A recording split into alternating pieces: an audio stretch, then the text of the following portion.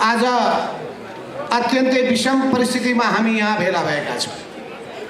तपाईहरु सबैलाई थाहा छ, नेपाली जनताको प्यारो party Nepal communist party UML अहिले गम्भीर सङ्कटबाट गुज्रिरहेको छ र पार्टीका सम्पूर्ण कार्यकर्ताहरू चिन्तित पनि छन्।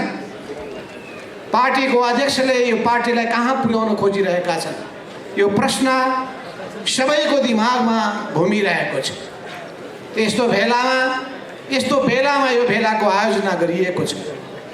यस भेलामा तपाईहरुको यो संगठन अन्तर्राष्ट्रिय जुन हामीले पछिल्लो कालमा सुरु गर्दाखेरि 2036 सालमा सुरु गर्दाखेरि अखिल पाँचौं भन्ने नाम अत्यन्तै लोकप्रिय थियो र अन्तर्राष्ट्रियको सुरुवात गर्ने एकजना नेताको यहाँ मैले अभाव खट्किरहेको मैले महसुस गरेँ। विश्वकान्त मैनालीजी, उहाँलाई पनि तपाईले बोलाउनु पर्दथ्यो। सम्भवतः निम्तो दिनुभएको थियो तर के कति कारणले आउन सक्नु भएन। उहाँ अन्तर्राष्ट्रियको संस्थापक नेता हुनुहुन्थ्यो।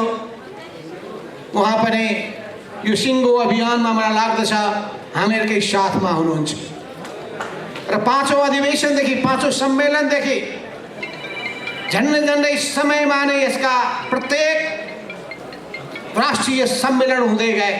सुरुको समयमा यसलाई राष्ट्रिय सम्मेलन भनिन्थ्यो। पाँचौं पछि छैटौं, 36 पछि 38, 38 पछि 40, 40 पछि 42, यही क्रममा तपाईहरुले यो संगठनलाई व्यवस्थित रूपमा सञ्चालन गर्दै आउनुभयो। तर त्यो संगठनको पाँचौं अन्तर्राष्ट्रियको पाँचौं राष्ट्रिय सम्मेलनबाट निर्वाचित हुनुभएका विद्यार्थीहरूका जसरी शिक्षकको विश्व पितामह पत्नी खतौडा भन्छौँ, विद्यार्थीहरूको पनि विश्व पितामह हुनुहुन्छ टङ्क कार्कीजी। अहिले पनि युवै देखिनुहुन्छ। त्यस बेलामा म सम्झिरहेको छु, एउटा टिम थियो त्यतिखेर। अध्यक्ष हुनुहुन्थ्यो टङ्क कार्की, उपाध्यक्ष हुनुहुन्थ्यो भीम न्यौपाने, डाक्टर भीम न्यौपाने, अनि महासचिव हुनुहुन्थ्यो रामचन्द्र आचार्य र भीम रावल त्यो बेला पार्टीको हाम्रो टिमको सचिव हुनुहुन्थ्यो। त्यो हाम्रो व्यवस्था थियो त्यतिखेर। अहिले पनि सम्झिरहेको छु, त्यो निक्लेसको माध्यमबाट हामीले अन्तर्राष्ट्रियलाई सञ्चालन गर्ने गर्दथ्यौँ र अन्तर्राष्ट्रिय सञ्चालन गर्ने जिम्मेवारी पार्टीको तर्फबाट तत्कालीन नेकपा मालेको तर्फबाट मैले नै पाएको थिएँ। संजोगले म पनि विद्यार्थी नेता थिएँ एक समय। गोकर्णजी हुनुभयो युवा नेता, म युवा नेता हुन पाइनँ र विद्यार्थी नेता हुने मैले मौका पाएको थिएँ। तर अन्तर्राष्ट्रिय सङ्गठन बनिसकेपछि होइन, अन्तर्राष्ट्रिय सङ्गठन या देशभरिका सोबियु कसरी निर्माण गर्ने भन्ने सन्दर्भमा जतिखेर मैले विद्यार्थी आन्दोलनमा हुमिएको थिएँ, त्यतिखेर आन्दोलन चलिरहेको थियो। सोबियु स्थापनाको आन्दोलन 2025-26 सालमा त्यो सोबियु स्थापनाको आन्दोलनको विधान बनाउने मस्यौदा कमिटीमा म विद्यार्थीबाट निर्वाचित भएर वीरगञ्जको ठाकुरराम कलेजको विद्यार्थीको हैसियतले म निर्वाचित भएर सोबियुको विधान निर्माण गर्ने कमिटीमा थिएँ। संजोग भन्नुपर्दछ, मनमोहन अधिकारीका भाइ जगतमोहन अधिकारी त्यो कलेजको प्रिन्सिपल हुनुहुन्थ्यो र त्यही कलेजबाट हामीले विद्यार्थी आन्दोलनलाई सुरु गर्ने सन्दर्भमा म पुष्पलाल समूहको पार्टी सदस्य भएको थिएँ 2026 सालमा। कलेजमा मैले पाइला टेकेको थिएँ 2024 सालमा। मेरो उमेर 24 सालमा कति थियो होला सम्झिनुहोस्। भर्खरको युवा, अहिले पनि म युवा नै आफूलाई ठान्दैछु।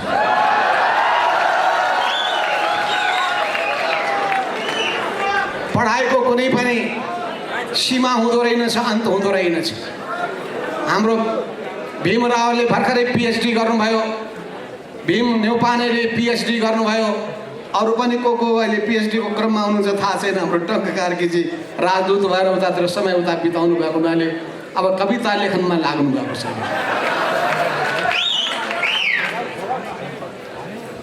त्यतिखेरको त्यो टिम म सम्झिरहेको छु। भीम रावल, टंग कार्की, भीम न्यौपाने, रामचन्द्र आचार्य, ठाकुर चन्द्र श्रेष्ठ लगायतका एउटा विद्यार्थीहरूको टिम थियो। त्यो टिमले त्यतिखेर पञ्चायत विरोधी आन्दोलनमा अगुवाई गरिरहेको थियो। त्यतिखेरै शिक्षक सङ्गठन थियो, त्यसले आन्दोलनमा भूमिका खेलिरहेको थियो। र त्यतिखेर मजदुरहरूको सङ्गठन थियो नेसमयो, नेपाल स्वतन्त्र मजदुर युनियन, र त्यसले मजदुर शक्तिलाई परिचालित गरिरहेको थियो। यी तीनटा शक्तिहरू खास गरिकन विद्यार्थी र शिक्षकले त्यतिखेर आन्दोलनमा महत्त्वपूर्ण भूमिका खेलेका थिए। यस अर्थमा त्यो आन्दोलनमा महत्त्वपूर्ण भूमिका खेलेकोमा पञ्चायती व्यवस्थालाई धराशायी पार्नका लागि अत्यन्तै महत्त्वपूर्ण भूमिका खेलेकोमा र पछिल्लो कालमा गणतन्त्रको निम्ति आन्दोलनको सन्दर्भमा म सम्झिरहेको छु। सुरेन्द्र पाण्डे विद्यार्थी इन्चार्ज हुनुहुन्थ्यो त्यतिखेर, राजेन्द्र राई अनरासुको अध्यक्ष हुनुहुन्थ्यो त्यतिखेर। उहाँहरूले गणतन्त्रको नारा घन्काउनु भएको थियो। पार्टीले पनि पार्टीको बैठक बसेर उहाँहरूको त्यो त्यतिखेरको अग्रसरतालाई शाबासी दिँदै गणतन्त्रको नारालाई सदर गरेको थियो र अगाडि बढ्ने काम गरेको थियो। यसका लागि म अनरासुलाई, यसका नेताहरूलाई बधाई दिन चाहन्छु। तपाईहरुलाई म अभिवादन गर्न चाहन्छु। तपाईहरुले परसम्मको कुरा सोचेर आन्दोलनमा आफ्नो सम्पूर्ण शक्ति सामर्थ्य जीवन समर्पित गर्ने काममा भूमिका खेल्नुभयो। र अहिलेसम्म भएको अनरासुका जति पनि सम्मेलन छन्, 5औं राष्ट्रिय सम्मेलनदेखि लिएर 22औं राष्ट्रिय सम्मेलनसम्म, पछि यसलाई महाधिवेशन भन्न थालियो क्या होइन ठाकुरजी? राष्ट्रिय सम्मेलन, राष्ट्रिय महाधिवेशन, अनि त्यसखेर हामीले पार्टीकोलाई महाधिवेशन भन्ने, अरूको लागि सम्मेलन भन्ने हामीले धारणा बनाएका थियौँ। यस अर्थमा 18वटा सम्मेलन, राष्ट्रिय सम्मेलन, महाधिवेशन भइसकेका छन्। र यी 18वटा राष्ट्रिय महाधिवेशनहरूमध्ये निर्वाचित भएका अध्यक्षहरूमध्ये कति खुसीको कुरा, 18 जना अध्यक्षमध्ये 12 जना हामीको साथमा अगाडि बढिरहनु भएको छ। 6 जनालाई अझै तान्न बाँकी छ, ल्याउन बाँकी छ। 6 जनाहरूले पुनर्विचार गर्नुहोला। 1 जना त बितिसक्नुभयो, 5 जना मात्रै भन्न सकिन्छ। रामनाथ ढकाल। यस अर्थमा त्यतिखेरका अध्यक्ष यहाँ ठाकुर गैरे पनि हुनुहुन्छ। थोरै मात्रै आउनुभएछ, अरूलाई पनि बोलाउनु पर्दथ्यो, के भन्छ? तुलबहादुर गुरुङलाई त मैले बोलाउनै पर्दथ्यो। 101 योद्धाहरू जसले महत्त्वपूर्ण भूमिका खेल्नुभयो। रामकुमारी झाँक्री, त्यसै गरी अरुण नेपाल, योगेश भट्टराई, यी सबै तपाईँहरूका नेता जसले विद्यार्थी आन्दोलन हाँक्नु भएको थियो, विद्यार्थी सङ्गठन सञ्चालन गर्नुभएको थियो, विद्यार्थी नेताहरू तयार गर्नुभएको थियो। जोसिला युवा नेताहरू, विद्यार्थीहरू तयार भएका थिए। तिनैहरू पछि गएर पार्टीको आधार बन्न पुगेका थिए, ढाड बन्न पुगेका थिए, ब्याकबोनको रूपमा भूमिका खेल्न लायक। त्यसो हुनाले अहिले भर्खरै पूर्ववक्ता कमरेडले भन्नुभयो, तपाईहरुबाट हामीले धेरै आशा गरेका छौँ, तपाईहरुबाट हामीले धेरै अपेक्षा गरेका छौँ र हामी चाहन्छौँ तपाईहरु भोलिको पार्टीको जिम्मेवारीमा पुग्नका लागि आफूलाई अहिलेदेखि नै योग्य साबित गर्नुहुनेछ। यतिकै पदको तान रहन थाप गरेर पुग्दैन। त्यसको निम्ति न्यूनतम योग्यताहरू पूरा गर्नुपर्ने हुन्छ तपाईहरुले। र असल कार्यकर्ता तयार गर्ने पहिलो कारखाना यही विद्यार्थी हो। यही विद्यार्थीको कारखानाबाट हामी जुन कच्चा पदार्थहरू प्रवेश गराउँछौँ, त्यही पक्का पदार्थ भएर पार्टीको कार्यकर्ता निर्माण हुन्छन्। त्यसो हुनाले हामी चाहन्छौँ यसमा असल व्यक्तिहरूलाई विभिन्न ठाउँको जिम्मेवारीमा अगाडि बढाउने काम गर्नुहोस्। प्रत्येक व्यक्तिहरूले आफूमा के राम्रा कुराहरू छन् त्यसलाई पनि ध्यानमा राख्नुहोस् र आफ्ना कमजोरी के छन् भन्ने कुरामा पनि ध्यान दिनुहोस्। कमजोरी सुधार्नका लागि अग्रसर हुनुहोस्। राम्रा कुरा सिक्नका लागि पनि तत्पर हुनुहोस्। कमजोरी हटाउन नसक्नेले राम्रो कुराहरू ग्रहण गर्न सक्दैन। राम्रो कुरा सिक्न नचाहने मान्छेले आफूलाई विकास गरेर लान सक्दैन। त्यसो हुनाले केपी ओली र हामीमा फरक के हो भने, केपी ओली के सिकाउनुहुन्छ भने विद्यार्थीले पढ्ने होइन। हामीले सिकाउने के हो भने विद्यार्थीले नै पढ्ने हो र पढ्ने व्यक्तिले नै त्यो ज्ञानी हुन्छ, गुणी हुन्छ। पढ्ने व्यक्ति नै संस्कारयुक्त हुन्छ। त्यसो हुनाले पढ्ने कुरालाई हामी प्रोत्साहन दिन्छौँ। मेहनतका साथ अध्ययन गर्नेलाई हामी अत्यन्तै अघि बढ्ने हौसला प्रदान गर्दछौँ। हामीले पनि आफ्नो समयमा विद्यार्थी हुँदाखेरि विद्यार्थी नेताको पनि जिम्मा पुरा गरिरहेका थियौँ। जागिर गरेर पनि कमाई गरिरहेका थियौँ अनि राजनीति गरेर पनि अर्कोतर्फ जनताको माझमा गइरहेका थियौँ। अध्ययनलाई पनि साथमा बढाउने अनि राजनीतिलाई पनि साथमा लिएर जाने र जीवनयापन गर्ने कामको निम्ति आफै मेहनत गरेर नोकरी गरेर जीवनयापन गर्ने यस्तो संस्कारबाट हुर्किएका हुनाले हामी असल मान्छेको खोजी गर्दथ्यौँ।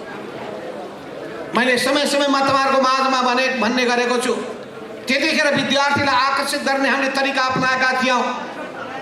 आफ्नो कलेजमा पढाएका शिक्षकहरूको नोट्स तयार गर्ने र त्यो नोट्सहरू अरूलाई दिने, त्यो नोट्सको आधारमा विद्यार्थीलाई आफूतर्फ आकर्षित गर्ने, पढ्नका लागि उत्प्रेरित गर्ने, मेहनती हुनका लागि उत्प्रेरित गर्ने, असल मानिस बन्नका लागि उत्प्रेरित गर्ने। त्यसो हुनाले मैले तपाईँलाई पहिलो बताउनु पर्ने कुरा भने मेहनतका साथ अध्ययन गर्ने काम गर्नुहोस्। तपाईँहरू विद्यार्थी नै हो, विद्यार्थी। त्यो पनि विद्यार्थी भएको हुनाले यसको कामै भनेको अध्ययन गर्ने हो। अध्ययन र राजनीतिको बिचमा तालमेल कसरी मिलाउने र ठुलो चुनौती हुन्छ। तर पढाइ पनि नछुटोस्, राजनीतिक जिम्मेवारी पनि पुरा गर्न सकियोस्। यो दुईटैमा तालमेल कसरी मिलाउने हो त्यसबारेमा तपाईहरुले आफ्नो समयको व्यवस्थापन गर्न सक्नुपर्दछ। समयको व्यवस्थापन गर्न सक्नुपर्छ। जाँच पनि चलिरहेको छ। यता जिम्मेवारी पनि पुरा गर्नु पर्दाखेरि संगठनले पनि विचार पुर्याउनु पर्दछ। पढाइमा पनि असर नपरोस् र संगठनको काममा पनि असर नपरोस्। यो दुईटैमा कसरी तालमेल मिलाउने हो भन्ने बारेमा ध्यान पुर्याउनु पर्दछ। किनभने हामीलाई थाहा छ सानो बच्चादेखि नै हामी जसरी हुर्काउँछौँ, बाबुआमाले जसरी हुर्काउँछन् त्यो बच्चाको दिमागमा जुन प्रभाव पर्छ, इम्प्रेसन पर्छ, त्यो जीवनको अन्तिम समय पनि त्यो कायम रहिरहन्छ। त्यसैले राम्रो कुरा हामीले सिकाउनु पर्छ, राम्रो भावना जगाउनु पर्छ, राम्रो संस्कार दिनु पर्छ, राम्रो बानी बेहोरा ग्रहण गर्नका लागि प्रेरित गर्नु पर्दछ। त्यसैले हामी र केपी ओलीमा रहेको आधारभूत भिन्नता के हो भने केपी ओली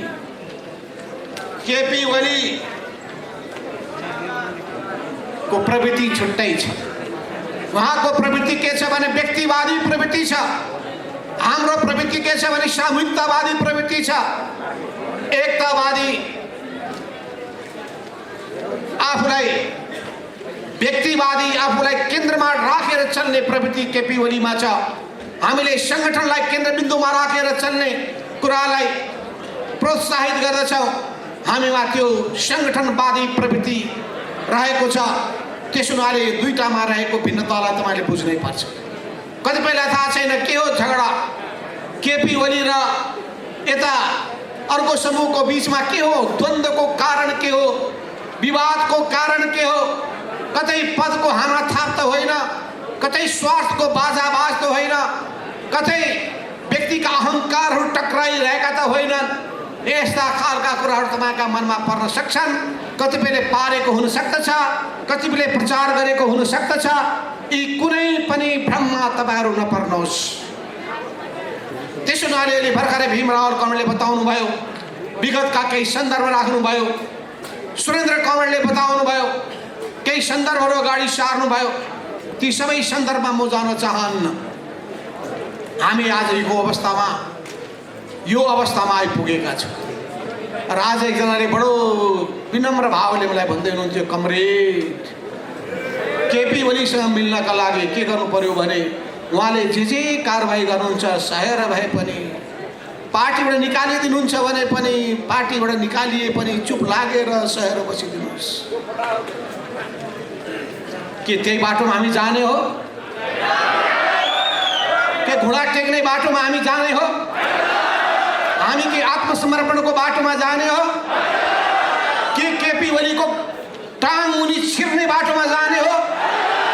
त्यो कुरा हामीलाई किमात मन्जुर छैन। त्यसैले केपी ओलीको यो स्पष्टीकरण केपी ओलीको यो कथित स्पष्टीकरणबाट हामी तर्सिएका छैनौँ, हामी आतंकित भएका छैनौँ, त्यसको सामना गर्न तयार छौँ।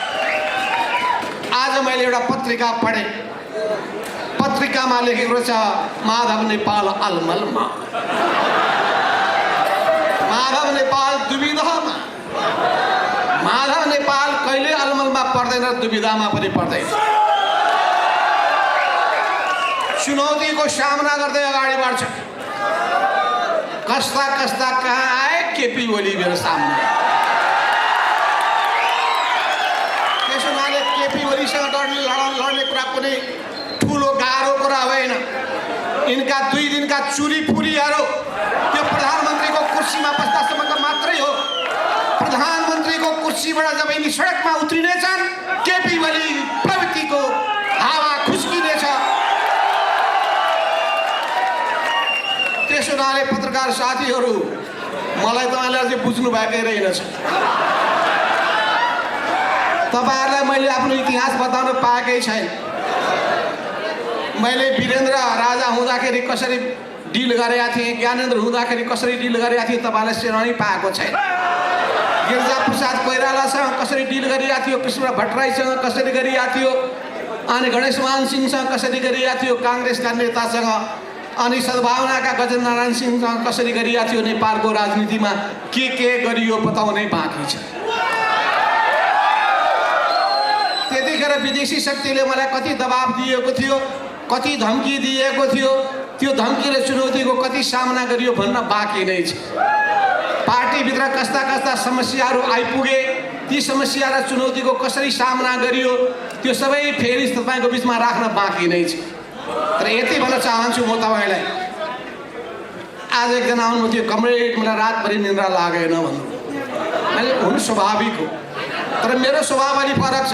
म त आनन्दले रातभरि सुतेँ, आनन्दले। सबै खालका चुनौतीको सामना गर्नुपर्छ भन्ने मेरो मान्यता छ। त्यसो हुनाले आइरहन्छन् चुनौतीहरू। जसरी नदी बगिरहन्छ, बाधाहरू आइरहन्छन्, बाधा पन्छाउँदै नदी अघि बढिरहन्छ।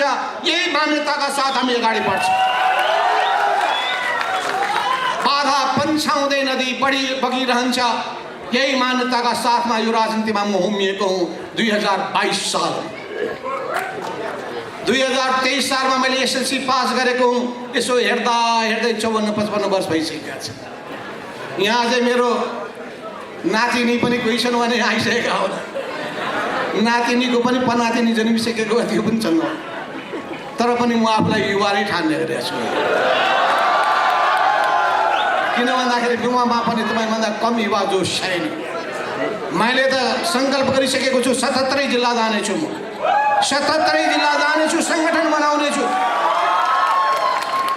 जसरी 32 सालदेखि सङ्गठन बनाउने काम गरियो, चाहे त्यतिखेर सिपी मैनालीसँग होस्, या पछिल्लो कालमा जेएन खनालसँग होस्, या मदन भण्डारीसँग होस्, या त्यसपछि मेरो सहयोद्धाको रूपमा अगाडि बढ्नुभएको प्रदीप नेपाल जस्ता योद्धाहरूको साथमा होस्, ती सबै सन्दर्भमा मलाई साथ दिने योद्धाहरूलाई म सम्झिरहेको छु। तर सम्झिरहेको छु, सँगसँगै हिँड्ने योद्धाहरूले कतिपय साथ छोडे। माथि बढाइएका, माथि हुर्काइएका, जिम्मा दिइएका, ठाउँमा पुर्याएका मान्छेले धोका दिएको पनि म सम्झिरहेको छु। तर त्यसबाट म विचलित भएको छैन। त्यसो हुनाले मलाई एकजनाले भन्नुहुन्थ्यो, कमरेड स्टेजमा बस्दाखेरि अनुहार उछ्यालो गर्नुहोस् न, अलि अनिहारो जस्तो भयो, मुसुक हाँसिदिनुहोस्।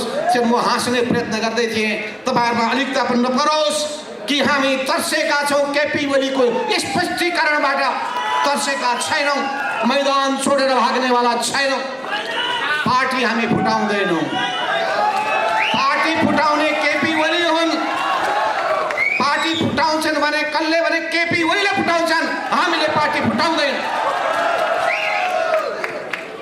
पार्टीलाई एकताबद्ध बनाउँछौँ। त्यसो हुनाले हामीले राष्ट्रिय कार्यकर्ता भेलाको आयोजना गरेका थियौँ। त्यो राष्ट्रिय कार्यकर्ता भेलामा हामीले भन्यौँ, हामीले अहिले अगाडि बढ्ने बाटो एकदम प्रष्ट के छ भने 9 महाधिवेशनले अगाडि सारेको राजनीतिक कार्यदिशा। यो 9 महाधिवेशनको दस्तावेज तपाईँहरूले मौका पाउनुहुन्छ भने पढ्नुहोला। त्यतिखेर हामी सुरुमा विद्यार्थी राजनीतिमा लाग्ने बेलामा केही पुस्तकहरू पढ्ने गर्दथ्यौँ। तपाईहरुलाई त्यस्ता पुस्तकहरू पनि हामीले उपलब्ध गराउनै पर्छ। त्यसो गरे म विद्यार्थी नेता साथीहरूलाई भन्न चाहन्छु, तपाईले मार्क्सवादका क ख ग भन्ने किताबहरू पढ्नुपर्छ। मार्क्सवादको क ख ग पढ्न सक्नुभयो भने त्यसको सिद्धान्तलाई बुझ्न सक्नुहुन्छ, त्यसको दृष्टिकोणलाई आत्मसात गर्न सक्नुहुन्छ, त्यसको दिशा अवलम्बन गर्न सक्नुहुन्छ। किनभने जब तपाईले बाटो नै फेला पार्नु भएन भने अनि बाटोमा तपाई त्यतिकै भौतारिनुहुन्छ, लक्ष्य प्रष्ट भएन भने, गन्तव्य प्रष्ट भएन भने भौतारिन्छन्। त्यसैले गन्तव्य प्रष्ट हुनु पर्यो, बाटो क्लियर हुनु पर्यो, अघि बढ्ने आँट हुनु पर्यो। आँट छैन भने, साथ छैन भने, हिम्मत छैन भने मैदानबाट भाग्ने स्थिति बन्छ। मैदानबाट भाग्ने मान्छे योद्धा हुन सक्दैन। चुनौतीबाट तर्सिने मान्छे योद्धा कहलिन सक्दैन। हामी चुनौतीको सामना गर्ने हो हिम्मतका साथ, सबै बाधा व्यवधानहरूलाई पन्छाउँदै हामीले सगरमाथाको चुचुरोमा पुग्ने हो। त्यसो हुनाले हामीले सिकेका छौँ, कहिले पनि कठिनाइबाट नडराऊ, कहिले पनि कठिनाइबाट नतर्स, हिम्मतका साथ अगाडि बढ। हिम्मतका साथ अगाडि बढ्ने तिमीले सङ्कल्प गर्यौ भने तिमी सगरमाथाको चुचुरोमा पुगी छाड्नेछौ। सफलताको मूल रहस्य यही हो। सफलता प्राप्त गर्ने कुराको मूल कडी यही हो। जुनसुकै क्षेत्रमा तपाईँ सफल हुन चाहनुहुन्छ, विद्यार्थी राजनीतिमा, नेपालको राजनीतिमा, पढाइमा, अध्ययनमा, कुनै व्यवसायमा, कुनै पनि तपाईँ काममा सफल हुन चाहनुहुन्छ भने तपाईँमा चाहिन्छ इमानदारिता, तपाईँमा चाहिन्छ कर्तव्यनिष्ठा, तपाईँमा चाहिन्छ समर्पणको भाव। त्यो काममा पुरै समर्पित हुनुहोस्, चुर्लुममा डुब्नुहोस् त्यसमा। त्यो कामलाई सम्पन्न गर्ने गरी लागि पर्नुहोस्। काममा रहेका त्रुटि कमजोरीहरू कता छन् त्यसलाई सुधार्नुहोस्। विद्यार्थी समुदायको विश्वास जित्नुहोस्। विद्यार्थी आम समुदायको बिचमा लोकप्रिय बन्नुहोस्। मिठो बोल्नुहोस्, राम्रो व्यवहार गर्नुहोस्, अनुशासित हुनुहोस्, मान सम्मान गर्नुहोस्। आफूभन्दा उमेरले ठुला ओहदामा माथि भएका र आफूभन्दा सानालाई माया गर्नुहोस्, स्नेह गर्नुहोस्, अघि बढ्ने हौसला दिनुहोस्। त्यसो हुनाले हामीले सिकाउने कुराहरू असल चरित्रको कुरा, हामीले पनि त्यही सिकेर आएका छौँ, त्यस्तै गुरुहरूबाट सिकेका छौँ र हामीले पनि त्यही ढङ्गको शिक्षा दीक्षा तपाईँलाई दिने पनि। अहङ्कारी व्यक्ति कहिले काम लाग्दैनन्, दम्भी व्यक्तिहरू कसैको प्रिय हुँदैनन्। त्यसो हुनाले ज्ञान छ, बुद्धि छ। ज्ञान छ भने बुद्धि हुनुपर्छ, बुद्धि छ भने विवेक हुनुपर्छ। यो ज्ञान, बुद्धि र विवेकको संयोजन हुनुपर्दछ।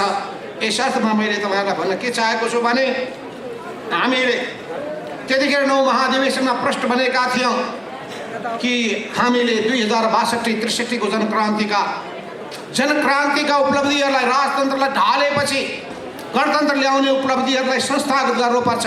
अर्थात् अब यो मुलुक फेरि पुरानो राजतन्त्रमा फर्किन सक्दैन र फर्किन दिँदैनौँ। हामी पराजित गरी छाड्नेछौँ। जतिसुकै केपी ओलीले साँठगाँठ गरून्, राजावादीहरूलाई प्रोत्साहन दिने काम गरून् अनि उनीहरूलाई हुर्काउने अनेक खालका प्रत्यक्ष अपरोक्ष रूपमा प्रयत्न गरून्, त्यसलाई विफल पारी छाड्ने हुनाले हामीले त्यो उपलब्धिलाई संस्थागत गर्ने र राजनीतिक क्रान्तिको एउटा चरण पुरा गरिसक्यौँ। हामीले सामन्ती शासनलाई पराजित गरिसक्यौँ। हामीले 250 वर्षको शाही शासनलाई परास्त गरिसक्यौँ। हामीले अब हामी दोस्रो चरणमा प्रवेश गरेका छौँ। आर्थिक क्रान्तिको दोस्रो चरण, सामाजिक आर्थिक सांस्कृतिक क्रान्तिको दोस्रो चरण र यो चरणमा अगाडि बढ्दाखेरि समाजवादको ध्येय र उद्देश्यलाई पुरा गर्ने हो। समाजवाद भनेको सामाजिक न्याय सहितको समृद्धि हो। समृद्धि मात्रै होइन, आर्थिक विकास मात्रै होइन, त्यो न्यायोचित हुनुपर्छ। त्यो गरिब जनताले त्यसको लाभ पाउनुपर्छ। मुठ्ठीभर मान्छे अरबपति खरबपति हुने अनि लाखौँ करोडौँ मान्छेहरू बिहान बेलुका खान नपाएर भौतारिने त्यस्तो व्यवस्था हामीलाई चाहिएको छैन। त्यसो हुनाले हामीले भनेका छौँ हाम्रो व्यवस्था जनताका लागि हो। यस अर्थमा कम्युनिस्ट आन्दोलनले नेपालमा लोकप्रिय हुनु पछाडिको के होला कारण? त्यसको कारण एउटा के हो भने नेपालको राजनीतिको त्यसले नशा समातेको छ, नाडी समातेको छ। नेपाली जनताको मुटुको धुकधुकी उसले बुझेको छ।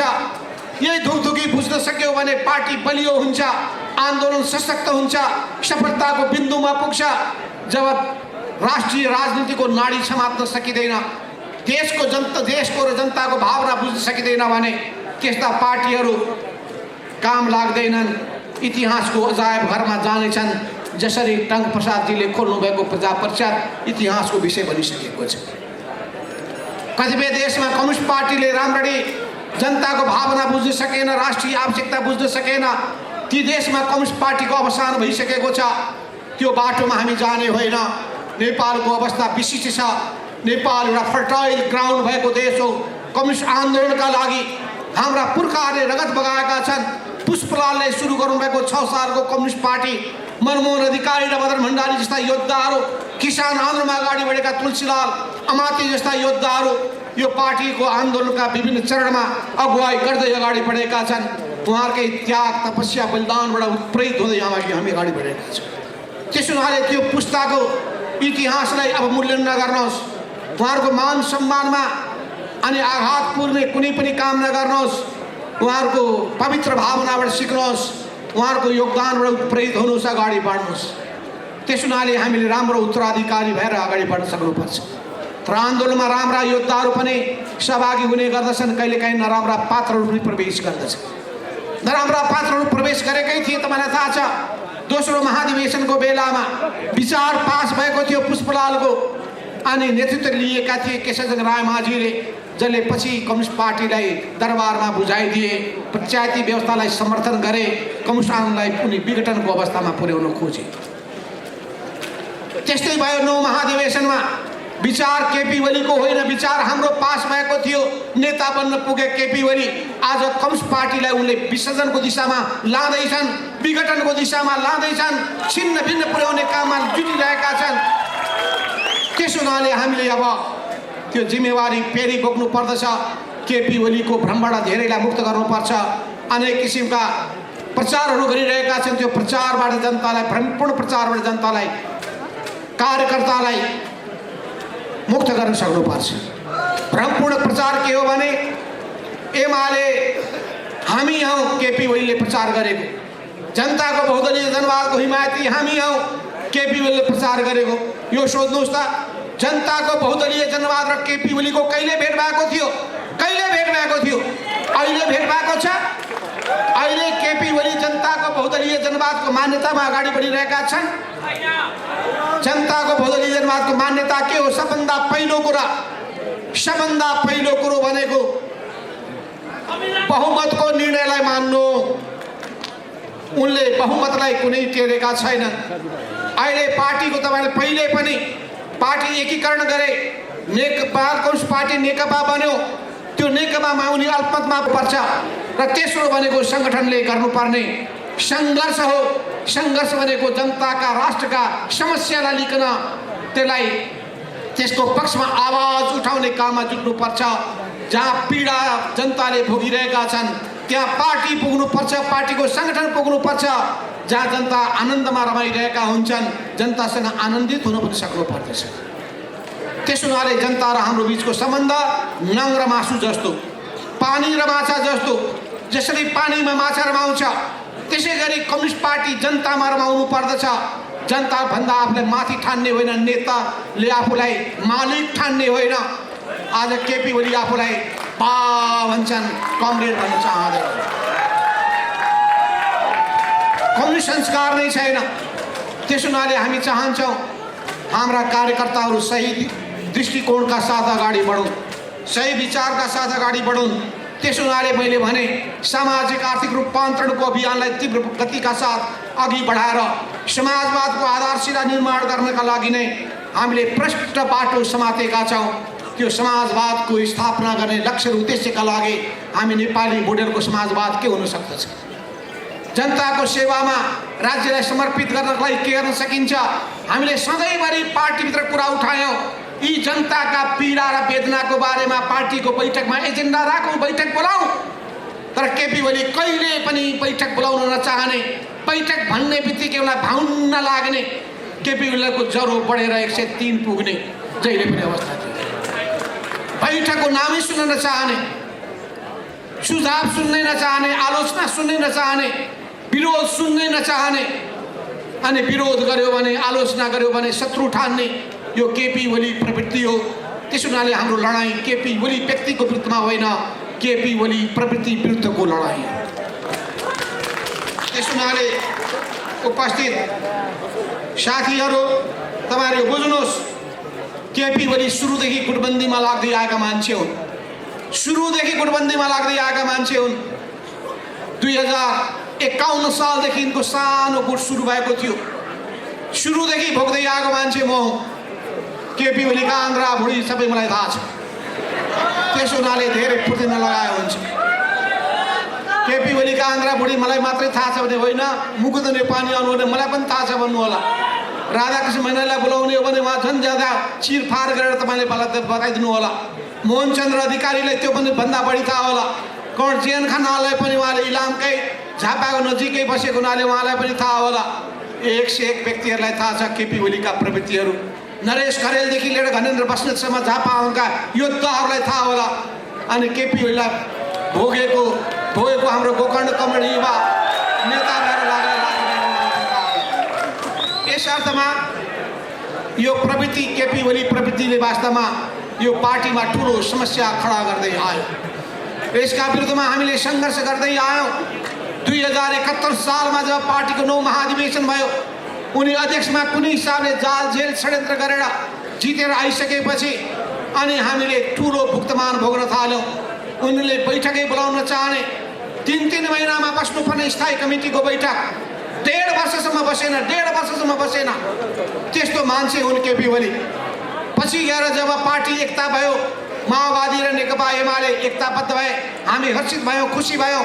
त्यसपछि पनि बैठक बस्नै नचाहने, एकलौटी निर्णय गर्ने, भएको निर्णयको पालन नगर्ने, नयाँ बाटोमा नयाँ निर्णय गर्ने। यसले पार्टीमा विधि समाप्त हुन थाल्यो, पद्धति समाप्त हुन थाल्यो। आफ्नो मान्छे खोजिकन उसलाई चुनावको टिकट दिने, पार्टीको ओहदाहरू प्रदान गर्ने, यी सबै प्रवृत्ति देखियो हो। यी सबै प्रवृत्तिले गर्दाखेरि हामीले केपीको विरुद्धमा जुझ्दै आउनुपर्ने स्थिति बनेको छ। र यो प्रवृत्ति अब सुध्रिएला भन्यो, सुध्रिएन। त्यसो हुनाले कमरेडहरू, अहिले हामी वास्तवमा चाहन्छौँ हाम्रो पङ्क्ति सिद्धान्तनिष्ठ होस्, विचारहीन मानिसहरूको जमात नहोस्।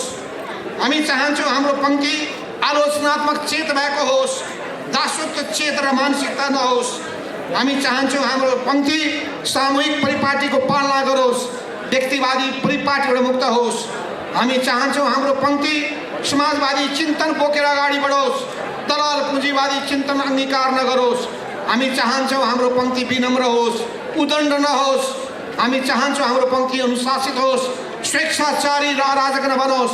हामी चाहन्छौँ हाम्रो पङ्क्ति उदार बनोस्, त्यो अनुदार नबनोस्। हामी चाहन्छौँ हाम्रो पङ्क्ति लोकतान्त्रिक गुण बोकेको बनोस्, निरङ्कुश नबनोस्। हामी चाहन्छौँ हाम्रो पङ्क्ति धेरैलाई मिलाउने, समेट्ने काम गरोस्, विभाजित गर्ने र द्वन्द्व निम्त्याउने काम नगरोस्। यस अर्थमा हाम्रो पङ्क्ति एकतावादी बनोस्, फुटवादी नबनोस्। त्यसो हुनाले यही सोचका साथ हामी अगाडि बढिरहेका छौँ। हामी पार्टी विभाजनको पक्षमा छैनौँ, तर हामी कसैको दास बन्नलाई पनि तयार छैनौँ। त्यसो हुनाले हामी एउटा वैचारिक जगमा हामी यो पार्टीलाई लिएर अगाडि बढ्नेछौँ। यस अर्थमा हामी एउटा वैचारिक जगमा यो पार्टीलाई लिएर अगाडि बढ्न चाहन्छौँ। यो पार्टीलाई नयाँ उचाइमा पुर्याउन चाहन्छौँ। यो कम्युनिस्ट आन्दोलन फेरि एकताबद्ध गर्नेछौँ। केपी ओली विभाजनको पक्षमा छन्, हामी एकताको पक्षमा छौँ, सबैलाई समेटेर लिएर जान्छौँ। र यसको लागि हामी देशभरिका कार्यकर्तामा उत्साह पैदा गर्न चाहन्छौँ। कार्यकर्तामा नयाँ उत्साह पैदा गर्नु अपराध होइन। निराश भएका कार्यकर्तामा आशावाद जगाउने कुरा गलत होइन। कार्यकर्तालाई गतिशील बनाउने कुरा अपराध होइन। कार्यकर्ता गतिशील भयो भने, उत्साहित भयो भने अनि पार्टीमा जीवन आउँछ, ऊर्जा आउँछ र जीवन र ऊर्जा भएको पार्टीले नै जनताको मन र विश्वास जित्न सक्दछ। त्यसो हुनाले पनि अहिले हामीले राष्ट्रिय कार्यकर्ता भेला गरेका थियौँ। तपाईँलाई थाहा छ त्यो भेलामा झन्डै 5000 देशभरिबाट कार्यकर्ता आएका थिए। केपी ओलीले के भन्ने गरिरहेको थियो थाहा छ? 200 मान्छे आउँछन् कि आउँदैनन्, के आउँथे भनेका 5000 मान्छे आए। अझै हामीले सबै जनवर्गीय सङ्गठनका केन्द्रीय कमिटीका सदस्यहरूमध्ये पदाधिकारी मात्रै भएन, नभए 100 जना मात्रै भयो भने पनि झन्डै 30 वटा सङ्गठन छ, 3000 त त्यही हुने थिए। त्यही हामीलाई 5000 लाई सम्हाल्न कति गाह्रो परेको त्यो ठाउँै पाइएन, स्थानै छैन। बल्ल बल्ल एउटा हामीले ठाउँको व्यवस्थापन गऱ्यौँ, भित्र हलमा अटेनन्। हलभन्दा बढी मान्छे बाहिर हामीले पुरै त्रिपाल टाँगेर राख्नु परेको थियो र बहुत राम्रो व्यवस्था भएको हुनाले एउटा हामीले स्क्रिन राखेका थियौँ। त्यो स्क्रिन देखेपछि मलाई सुनाएपछि साथीहरूले त्यो लाग्दथ्यो कि आफ्नो सामुमा स्टेज छ। कति राम्रो स्क्रिनको व्यवस्थापन थियो भने बाहिर हेर्दाखेरि पनि स्टेज अगाडि जस्तो देखिने, त्यस्तो खालको व्यवस्था गरेको हुनाले अत्यन्तै भव्यताका साथ, नयाँ उत्साहका साथ, ऊर्जाका साथ त्यो हामीले राष्ट्रिय कार्यकर्ता भेला सम्पन्न गऱ्यौँ यही चैत्र 4 र 5 गते। र केपी ओलीले यति राम्रो काम गरेका छौँ, उनीबाट पीडित भएका मान्छेमा उत्साह जगाएका छौँ, उनीबाट पन्छाइएका मान्छेहरू, निराश भएका मान्छेमा आशा जगाएका छौँ।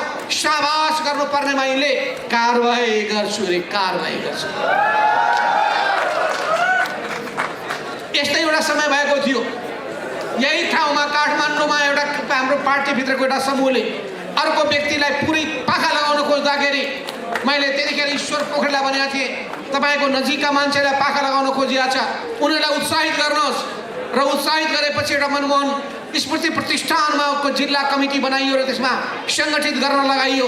अनि उनीहरूको कार्यक्रम भयो। मैले भने म आउँछु र उनीहरूको पिकनिकमा म जाँदाखेरि कमरेड गएपछि त गुटवादीहरूको मनोबल बढ्छ भने गुटवादी होइनन्, तपाईँबाट पीडित र पन्छाइएका मान्छे हुन्, ती कार्यकर्ता हुन्, त्यसलाई जोगाउने जिम्मेवारी म पार्टी महासचिव भएको हैसियतले मेरो जिम्मेवारी हो भने मैले पार्टी अध्यक्ष भएको मान्छे गार्जियन बन्नुपर्ने होइन, पार्टी अध्यक्ष भएको मान्छेले सिङ्गो पार्टीको चिन्ता गर्नुपर्ने होइन, कम्युनिस्ट पार्टीको नेता भएको मान्छेले कम्युनिस्ट आन्दोलनलाई कसरी एकताबद्ध बनाउनुपर्छ भन्ने कुरा सोच्ने होइन। किनभने लेले कमरेड पुष्पलालले भन्नुभएको छ, कम्युनिस्ट पार्टीमा नेता प्रधान हुँदैन, नीति प्रधान हुन्छ। नीति प्रधान हुन्छ, नेता प्रधान हुँदैन। नीतिले निरन्तर बाटो देखाइरहेको हुन्छ, नेता भनेको आउने र जाने यसरी बन्छ। कोर्डिनेसन बनाउने नेता अहिले हामीसँग साथमा मूल नेता छैन, हामी छौँ। हामी 2 जना हौँ। सिपी मैनाली जानुभयो, अब के रोएर बस्ने है? हामी अगाडि बढ्यौँ। त्यो बेलामा हामीले कोर्डिनेसन बनाउने 8 जनामध्ये 4 जनाले बाटो छोडेर निस्कनुभयो, अनि बाँकी 4 जनाले पनि त्यतिकै टाउकोमा हात राखेर बसेनौँ। निरन्तर रूपमा हामी अगाडि बढ्दै गइरहेका छौँ। त्यसो हुनाले आज त सारा देशको शक्ति यहाँ जहाँ देख्यो। अस्ति युवा सङ्घको राष्ट्रिय भेला भएको थियो, कति शानदार भएको थियो। त्यसले अहिले अध्यक्ष लगायतको पदाधिकारी निर्वाचित गरेको छ।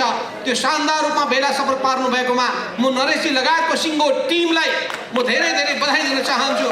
तपाईँहरूलाई बहुत राम्रो काम गर्नुभयो, शुभकामना पनि दिन चाहन्छु। आज पनि यही ढङ्गले यो विद्यार्थीहरूको अर्को जमात जागेको छ। युवा र विद्यार्थी जाग्यो भने ठानु सबै जागे, किनभने युवा र विद्यार्थी सबै तहमा छन्। त्यही युवा विद्यार्थीबाट मजदुर बन्छ, त्यही युवा विद्यार्थीबाट बुद्धिजीवी हुन्छन्, त्यही युवा विद्यार्थीबाट किसान बन्छन्, त्यही युवा बुद्धिजीवी युवा विद्यार्थीबाट नै सबै सङ्गठनमा जाने कर्मचारीदेखि लिएर सबै समुदायको सङ्घ संस्था बन्छ, सम्पर्क मञ्च बन्छ, पार्टी कमिटीहरू बन्छन्। देशभित्र पनि देश बाहिरको पनि कमिटी त्यसैको आधारमा हुने भएको हुनाले सबै कुराको मियो र जडो भनेको युवा र विद्यार्थी नै। र युवा र विद्यार्थीको यो भेला पार भेला तपाईँहरूको उत्साह देखेर हाम्रो मनोबल बढेको छ, उत्साह बढेको छ, मन तरङ्गित भएको छ। त्यसो हुनाले तपाईँहरूलाई अगाडि बढ्ने म आह्वान गर्छु। त्यसो हुनाले विद्यार्थी साथीहरू, म फेरि पनि भन्न चाहन्छु कि हामीमा गैर कम्युनिस्ट क्षेत्र र आचरण केही छ भने खोज्नुहोस्, त्यसलाई हटाउनुहोस्। हामीमा कुनै व्यक्तिवादी गुटवादी प्रवृत्ति छ भने त्यसलाई हटाउनुहोस्। हामीमा कुनै अहङ्कारी प्रवृत्ति छ त्यो हटाउनुहोस्, र हामीमा कुनै अराजक प्रवृत्ति छ भने त्यसलाई हटाउनुहोस्। आफूलाई सर्वश्रेष्ठ ठान्ने प्रवृत्ति छ भने त्यसलाई पनि हटाउनुहोस्। फराकिलो सोचका साथ अगाडि बढ्नुहोस्। अहिले केपी ओलीले हामीलाई अनेक आरोप लगाएर एउटा स्पष्टीकरण सोधेका छन्। हामीले भनेका छौँ जम्मा 2टा, थाहा छ होइन? महाभारत युद्धको कुरा थाहा छ तपाईँहरूलाई? पाण्डवहरूले जम्मा 5वटा सानो गाउँ पाउँ भन्दाखेरि दुर्योधनले भने 5वटा गाउँ कहाँ दिन्छु म? हस्तिनापुरको शासकको सामु 5वटा गाउँ पाउँ मान्ने हिम्मत थियो र? बडा उनको दम्भ सवार भयो। पछि गएर दुर्योधनका 79 भाइ मारिए, त्यही पनि उसको बुद्धि चेत खुलेन। दुर्योधनको नाश भयो, पाण्डवको जित भयो। त्यसैले सत्य हाम्रो पक्षमा छ, न्याय हाम्रो पक्षमा छ, जनता हाम्रो पक्षमा छन्। त्यसैले हाम्रो जित हुन्छ। त त्यसले उनले हामीलाई लेखेको पत्रमा उहाँले 10वटा मुद्दालाई अगाडि सार्नु भएको छ कि अध्यक्ष र सदस्यबाट केपी ओलीलाई किन हटाइनुहोस्। तपाईले नेकपा नेपाल कम्युनिस्ट पार्टी नेकपा हुँदाखेरि केपी ओलीलाई अध्यक्ष र सदस्यबाट हटाउने काम किन गर्नुभयो? त्यसको माथि कारबाही किन नगर्ने? तपाईँ निर्वाचन आयोगमा किन जानुभयो? तपाईँमाथि कारबाही किन नगर्ने? तपाईँले निर्वाचन आयोगमा गएर पार्टी फुटाउनका लागि अनि त्यहाँ भन्नुभयो, दबाब दिनुभयो, तपाईँलाई कारबाही किन नगर्ने? तपाईँले राष्ट्रिय भेला गर्नुभयो, त्यसको पनि कारबाही किन नगर्ने? तपाईँले अविश्वासको प्रस्ताव सांसदको हस्ताक्षर गराउनु भयो। 5 पुसको मैले त्यति राम्रोसँग ढङ्गले संसदीय विघटन गर्ने काम गरेका थिएँ, त्यसलाई फेरि बिउताउनलाई किन लाग्नुभयो? यो हानिकारक अनुशासन काम किन गर्नुभयो? तपाईँलाई कारबाही किन नगर्ने? फागुन 23 गतेको फैसला पछिको बैठकमा तपाईँ किन पार्टीको बैठकमा हामीले आयोजना गरेको थाहा छ कि बैठक थाहा छ? हामी कसैलाई सूचना छैन। पार्टीभित्र तपाईँ अहिले म भनौँ तपाईँलाई, पार्टीमा 15 जना पदाधिकारी मध्ये केपी ओलीको पक्षमा 5 जना पदाधिकारी छन्, हाम्रो पक्षमा 10 जना पदाधिकारी रहेका छन्। जसरी अन्तर्राष्ट्रियमा 12 जना अध्यक्ष तपाईँहरूको पक्षमा, केपी ओलीतिर 6 जना, 12 6 18 दोब्बर हामीतिर छ। पदाधिकारीमा पनि हामीसँग 12 जना, हामीसँग 10 जना, 2 जना हो हामी वरिष्ठ नेता छौँ, म र झलनाथ कमरेड 2 जना, उपमहासचिव हुनुहुन्छ घनश्याम भुसाल 3 जना, 4 जना हुनुहुन्छ उपाध्यक्ष हाम्रो भीम रावल, युवराज गिवारी, अष्टलक्ष्मी साक्य, वामदेव कर्ण पनि हाम्रो साथमा हुनुहुन्छ। अनि त्यति मात्रै होइन, 3 जना सचिवहरू कमरेड गोकर्ण विष्ट, योगेश भट्टराई, भीम आचार्य, 10 जना हामी छौँ। केपी ओली, ईश्वर पोखरेल, विष्णु पौडेल, अनि त्यसपछि प्रदीप गेवाली र पीएस गुरुङ 5 जना मात्रै छन् बिचराहरू, अनि हामी 10 जना। अनि स्थायी कमिटीमा हामी 22 जना छौँ, 12 जना हाम्रो पक्षमा छन्, केपी ओलीसँग 10 जना मात्रै छन्। अनि उनले किन भङ्ग नगर्नु सबै कमिटी? पोलिट ब्युरो 44 जनाको छ, 24 जना हाम्रो पक्षमा छन्, केपी ओलीको पक्षमा 20 जना छन्। अनि पोलिट ब्युरो भङ्ग किन नगर्नु? केन्द्रीय कमिटीमा केपी ओली 90 जना छन्, वामदेवले साथ दिने बित्तिकै 97 जना हामी छौँ। त्यस हुनाले कमिटीले किन भङ्ग नगर्नु? त्यस हुनाले बाटामा हिँड्दा 23 जना केन्द्रीय कमिटीमा थपिएछ। एकैचोटि केन्द्रीय कमिटीको सदस्य सङ्ख्या 456 बनाइएछ। एकैचोटि 456 बढाएर 556 बढाएर 1179, यही पाराले उनले त्यो कमिटी होइन, त्यतिकै तमासा बेला भेला कमिटीको नाम तय गरेर दिएका छन्। त्यस हुनाले उनले भनेको विपक्षीहरूसँग मिलेर सरकार गिराउने कामको षड्यन्त्र तपाईँले गर्दै हुनुहुन्छ। तपाईँले पुष्पकमल दाहालसँग तपाईँले साँठगाँठ गर्नुभएको छ। अनि पुष्पकमल दाहालले बोलेको कुराको तपाईँले खण्डन गर्नु भएन अरे। तपाईँले राष्ट्रिय हित विपरीत काम गर्नुभएको छ, सरकारको समर्थन तपाईँले गर्नुभएको छैन, विभाजनमा लाने काम तपाईँले गरेर कुनाले तपाईँलाई कारबाही गरेर किन निकाल्ने हिम्मत छ? निकाल्नुहोस् त, सहेर बसिन्छ। त्यसो हुनाले हामी लत्रेका छैनौँ। पत्रकार साथीहरू कहाँ हुनुहुन्छ? लेख्ने लेखा गर, उहाँलाई पनि फोन गर। त्यस हुनाले तपाईँहरू साथमा हुनुहुन्छ। हामी देशैभरि अहिले पनि अब हामी भेला गर्नेछौँ। मुस्लिमहरूको नेपाल मुस्लिम इतिहास सङ्गठनको राष्ट्रिय भेला गर्दैछौँ। हामी नेपाल उत्पीडित जातीय समाजको दलित समुदायको राष्ट्रिय भेला गर्न गइरहेका छौँ। हामी अब छिटै नै सम्पर्क मञ्चको राष्ट्रिय भेला गर्नेछौँ र हामी छिटै नै मजदुरको राष्ट्रिय भेला गर्नेछौँ। हामी बुद्धिजीवीहरूको राष्ट्रिय भेला गर्नेछौँ र अरू पनि विभिन्न वर्ग तहको पनि राष्ट्रिय भेला क्रमशः गर्दै जानेछौँ। त्यसपछि सुरु हुनेछ हाम्रो क्रम जिल्ला भेला। जिल्लामा तरङ्ग पैदा गर्नेछौँ, तरङ्गित गर्नेछौँ। हामी मेचीदेखि महाकालीसम्म, हिमालदेखि तराईसम्मका प्रत्येक जिल्लामा हामी प्रशिक्षण अभियान पनि चलाउनेछौँ, सङ्गठन निर्माण गर्ने र सुदृढ गर्ने अभियान चलाउनेछौँ। त्यो नेकपा एमालेलाई बलियो बनाउनका लागि। नेकपा एमाले हाम्रो हो, केपी ओलीको होइन। त्यस हुनाले अब केपी ओलीले जाल जेल गरेर कानुनी हिसाबले कब्जा गरे भने विचार गरौँला, होइन भने नेकपा एमाले हाम्रो हो। केपी ओली बिमाले हुन्, सीमाले हुन्, उनी यो पार्टी छोडेर गए हुन्छ। त्यस हुनाले कमरेडहरू, तपाईँहरू यो जुन विद्यार्थीहरूको राष्ट्रिय भेला भइरहेको छ, यो राष्ट्रिय भेलामा फेरि पनि तपाईँलाई म हार्दिक स्वागत गर्छु र तपाईँहरूको यो उत्साहले मलाई पनि उत्साहित, हामी सबैलाई उत्साहित गरेको छ, तरङ्गित गरेको छ, युवा जोस जागेको छ, नयाँ रक्त सञ्चार भएको छ। त्यस हुनाले त्यही रक्त सञ्चार तपाईँमा पनि भएको छ भने मैले ठानेर सबै खालका भ्रमलाई चिरेर, सबै किसिमका कुप्रचारलाई चिरेर अहिले साइबर के भन्छन् त्यसलाई त्यसको कुप्रचार के भयो थाहा छ? राष्ट्रिय भेला हामीले गरिरहेका छौँ चैत 4 गते। 3 गते त अर्को आएछ समाचार, योगेश भट्टराईको हस्ताक्षर भएको पार्टीभित्रको विषम परिस्थितिको कारणले राष्ट्रिय भेला स्थगित गरिएको छ। घेपो भएछ, सोधेँ मैले फोन गरेर, कहाँ हुन्थ्यो कमेन्ट, मेरो हुँदै होइन भने नक्कली सही गरेर अर्को पठाइदिए।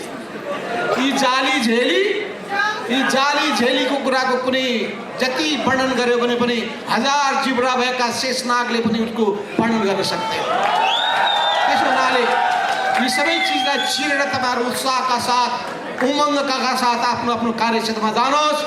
कलेजमा, युनिभर्सिटीमा, प्रत्येक शिक्षण संस्थाहरूमा तपाईँहरू विद्यालयमा यही सन्देश लिएर कम्युनिस्ट आन्दोलनलाई जोगाउने, सबै पार्टीलाई एकताबद्ध बनाएर लिएर जाने, पार्टीको क्रान्तिकारीकरण गर्ने, कम्युनिस्ट आन्दोलनको रक्षा गर्ने, मार्क्सवाद लेनिनवादले देखाएको बाटोमा दृढताका साथ अघि बढ्ने काममा तपाईँहरू बडो उत्साहका साथ, उमङ्गका साथ, सङ्कल्पका साथ अगाडि बढ्नुहोस्। जित हाम्रो निश्चित छ। यही भावना व्यक्त गर्दै तपाईँहरूसँग बिदा हुन चाहन्छु। धन्यवाद। लाल सलाम।